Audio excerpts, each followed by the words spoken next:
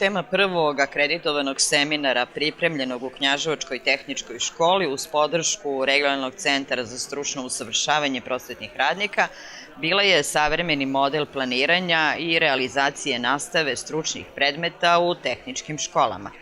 Autorke su diplomirani mašinski inženjer Zlatica Gerov, diplomirani građevinski inženjer Lidija Jevtić-Vušković, školski pedagog Marina Milošević i direktorka škole Ljiljana Žikić. Namena seminara je da se nastavnici upoznaju sa osnovnim pojmovima koji će im pomoći da realizuju kvalitetniju i efikasniju nastavu, da se približe učenicima, da ta nastava njima bude zanimljiva, pa smo mi pokušale da kroz mini predavanja i mnogo više radionica krenemo od standarda kompetencija nastavnika, od zakonskih osnova za planiranje i realizaciju nastave, a danas ste bili na jednoj radionici gde su oni primenjivali konkretne nastavne metode u vidu učesnika, odnosno učenika, da bi kasnije mogli da ih primene u svojim učionicama. Učestvovalo je 26 nastavnika stručnih predmeta mašinske, građevinske, elektro i kožarske struke.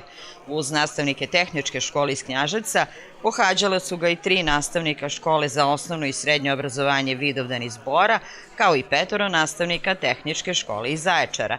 Seminar se nalazi u katalogu programa stručnog usavršavanja za ovu i narednu školsku godinu.